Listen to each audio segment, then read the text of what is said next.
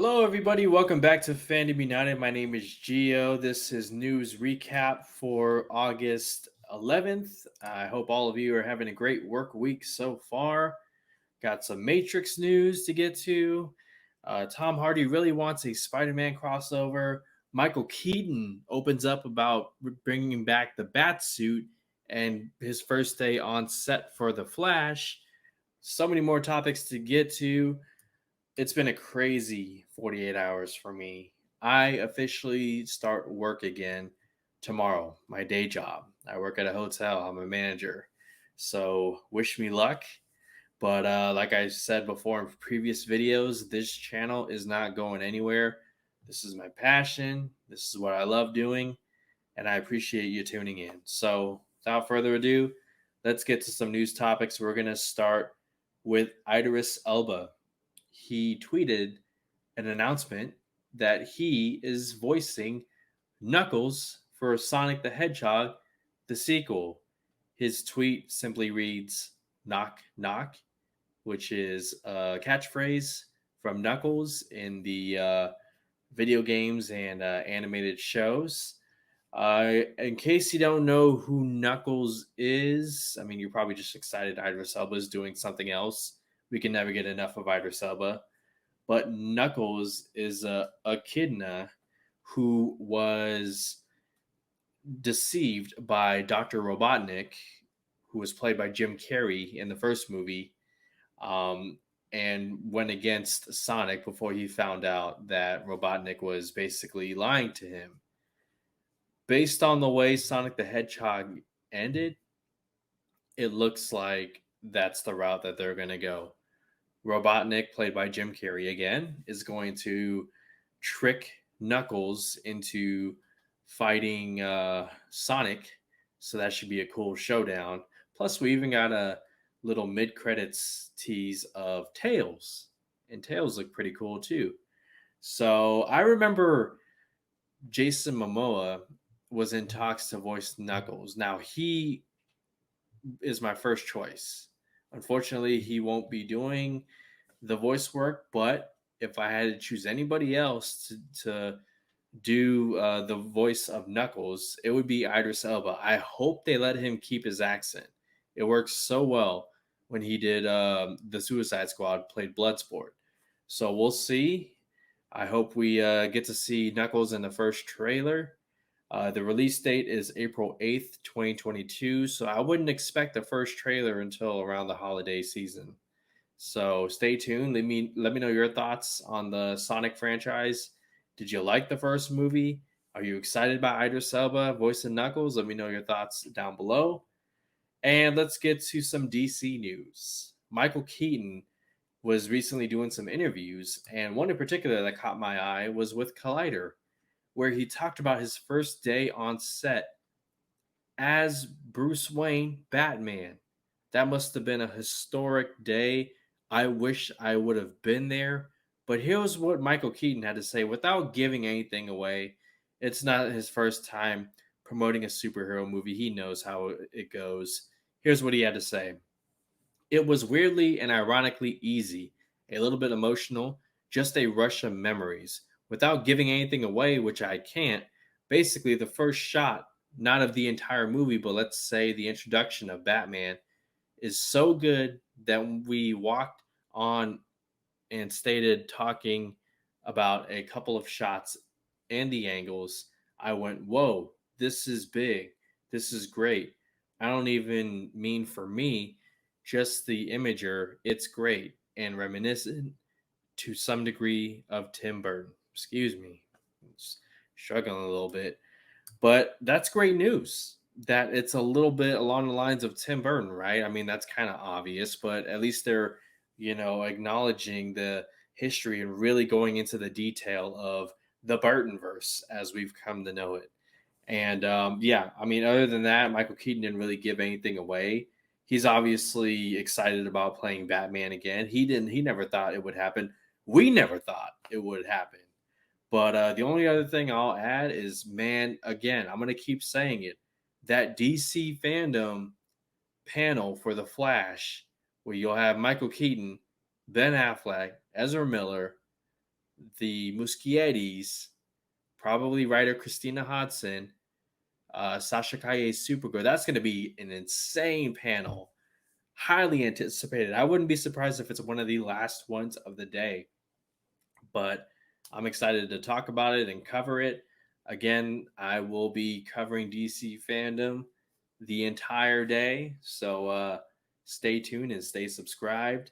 But it's nice to hear some kind of, comments from Michael Keaton regarding Batman. The set hasn't exactly been secretive, but it'll be a nice, sweet treat to finally get to see Michael Keaton in the Batsuit again whenever that first trailer happens. So we're going to go from The Flash to Gotham City Sirens. According to The Hollywood Reporter, they strongly believe that James Gunn will be the one to direct Gotham City Sirens. It's been long in development. David Ayer was supposed to directed right after Suicide Squad. That never happened. Kathy Yan was talked about after Birds of Prey. That never happened. So hopefully, third time's a charm with James Gunn. Here's what the Hollywood Reporter had to say. There have been rumblings of a Gotham City Sirens film since Suicide Squad 2016. David Ayer was originally set to do it, and after Birds of Prey and the Fantabulous Emancipation of One Harley Quinn, there was online buzz about Kathy Yan taking on the project, but Gunn may be the one to actually bring it to fruition. In that same chat with THR, Gunn said that he felt he had a knack for writing Harley Quinn and that Margot Robbie was his favorite actress he's worked with. Robbie expressed similar enthusiasm for Gunn at the premiere. Another team up between the two seems the natural answer. I concur. I concur. Hey, in my opinion, okay, I know there's a lot of opinions out there, both good and bad, for the Suicide Squad. Margot Robbie as Harley Quinn was the best portrayal I've seen in the Suicide Squad, in my opinion. She obviously had way more screen time, way more dialogue in Birds of Prey, but for me, it comes down to quality over quantity in this argument. And James Gunn, look, again, a lot of opinions about the Suicide Squad. Let me know what you thought, but I'm down for it. I want more of James Gunn in the DC universe. Okay. I thought he knocked it out of the park with the Suicide Squad. I can't wait for Peacemaker. He has to go back to Marvel to do Guardians of the Galaxy Volume 3 and Guardians of the Galaxy Holiday Special. But after that, I would assume, in fact, I would put money that he's done with Marvel. He's done his trilogy of Guardians movies, and now he wants to come back to DC. I think that's a better fit. I would be down to see him do something like Gotham City Sirens, a movie that focuses on Harley Quinn, Poison Ivy, Catwoman. Seeing how James Gunn treated Ratcatcher 2 and made her one of the big standouts of the Suicide Squad.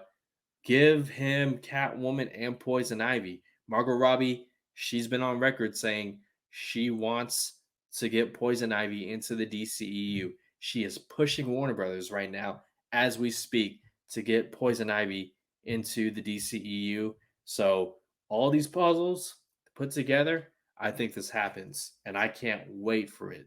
Let me know your guys' thoughts on the matter. Do you want to see James Gunn do Gotham City Sirens? Would you prefer to see David Ayer come back? I mean, hopefully we get to see the Ayer cut. I'm crossing my fingers. I am with you guys. Look, I love the Suicide Squad, but I'm also championing release the Ayer cut. Okay, you can do that. There's nobody says you can't do that, and I'm championing that. But let me know, who would you prefer directing Gotham City Sirens? I think that project happens. We have not seen the last of Margot Robbie's Harley Quinn. They're gonna get whatever they can out of the A-list actress. So let's go to the world of The Matrix. The Matrix 4, or possibly titled The Matrix Resurrections. One of the stars of the movie, Yahya Abdul Mateen, opened up about working with Keanu Reeves as well as his experience on The Matrix 4. Here's what he had to say. I remember Keanu in his first line. I looked up and there was Keanu, and I said, "Oh shit, I'm really in the Matrix," he says. It was just Keanu in that voice and the technology. that Lena incorporated and the filmmaking, the camera rigs that I've never seen before. It's so ambitious. It was really interesting to be making The Matrix 4 at a time when the world was so warped and when reality was so distorted, it could creep in a little bit if you let it. That is exciting talk right there. First off, Yahya Abdul Mateen, great actor. Love him as Black Man. I can't wait to see him come back in Aquaman and the Lost Kingdom. But the word on the street, on the internet, on the web, is that Yahya is playing a young Morpheus. Now, I haven't officially seen a confirmation about that, but that is what believed. Take it with a grain of salt. I would actually love to see that. But the whole production that he describes, okay, camera rigs, technology, and whatnot, that's what I'm probably most excited about the Matrix 4. What do they have to bring in the world of 2021? Almost 20 years later, with film technology, with stuff like VR, I'm very excited to see what happens. Okay, will it be a hit? I don't know. It can't be any worse than the third one, right?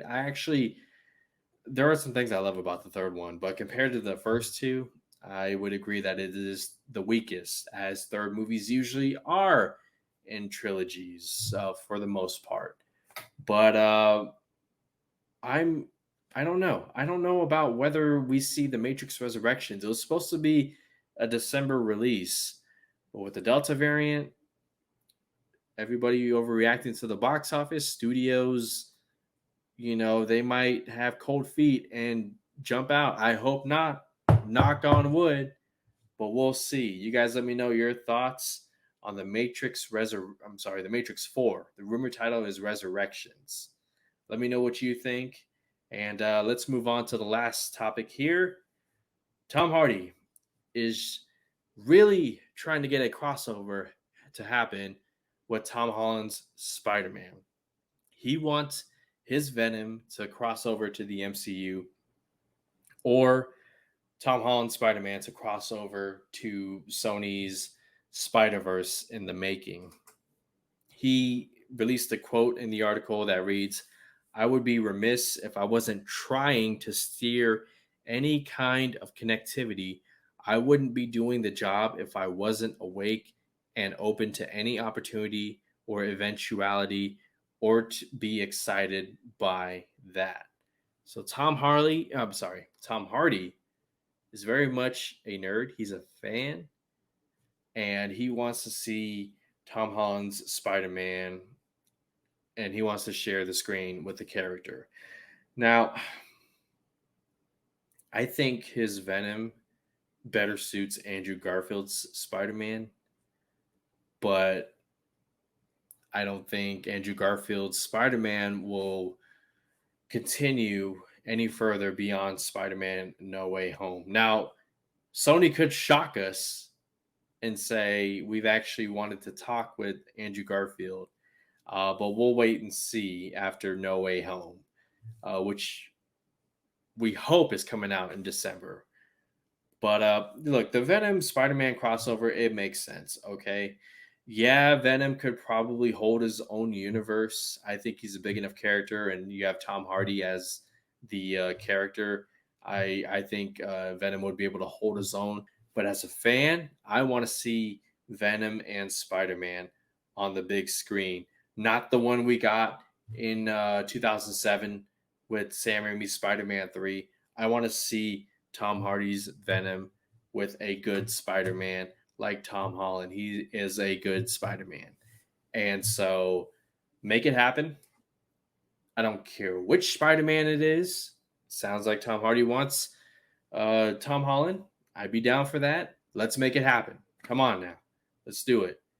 I don't know how many films Tom Holland actually only has one more movie on his contract, one more Marvel movie. He can appear in one more. No Way Home is his final solo movie. As for now, we'll see what happens. But that's going to do it, guys. That's it for news recap for August 11th. Thank you so much for tuning in. Thank you for your time, for your subscriptions. wish me luck as I go back to work tomorrow. And it'll be an exciting time. Excited to make a lot more money and to invest into more equipment for a better show. But thank you guys again. I really appreciate it. I appreciate your patience, your time, your subscriptions. I love you guys. And I'll see you on Friday. You take care.